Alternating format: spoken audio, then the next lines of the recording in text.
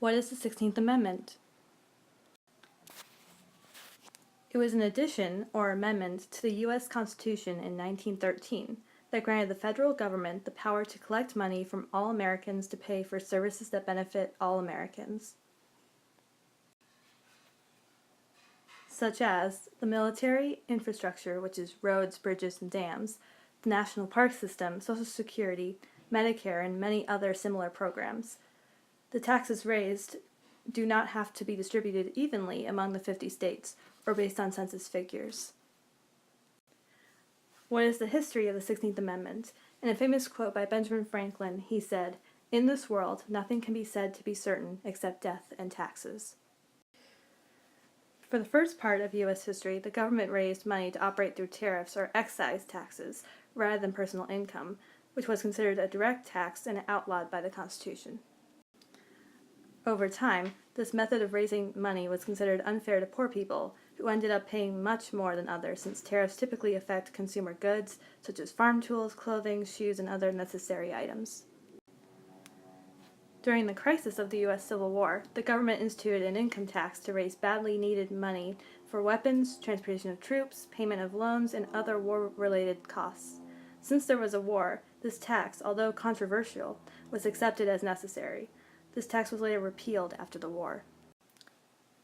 In 1894, Congress, led by the Democrats, passed the Wilson-Gorman Tariff, which was the first peacetime income tax. It mostly affected only 10% of the U.S. population, wealthy individuals who paid 2% of any income over $4,000.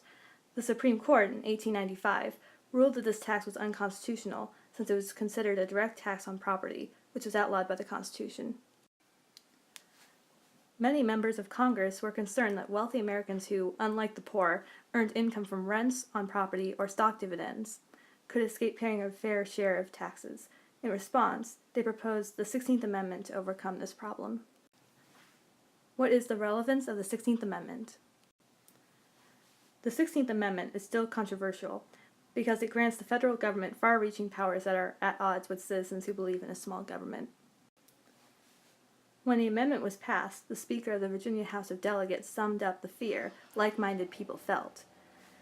A hand from Washington will be stretched out and placed upon every man's business. The eye of the federal inspector will be in every man's counting house. Others have said that the income tax is good. Professor Amy from Mount Holyoke College said, "You can't support the things that government does, like caring for the elderly, establishing justice, providing public education, fighting terrorism, and protecting the environment, and still maintain that the taxes that support those things are bad. Taxes are the lifeblood of government, and so if government is basically good, then so are taxes." Next, we are going to talk about the 24th Amendment. The 24th Amendment states that no citizen can be prevented from voting because they have failed to pay a poll tax or any other tax. The second article of this amendment states Congress has the power to enforce this law by legislation.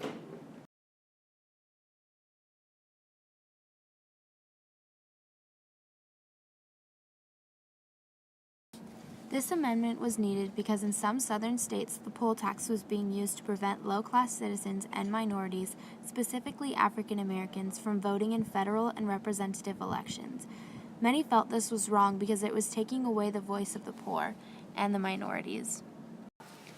The 24th Amendment was originally proposed in the House of Representatives by a man named Lee Geyer.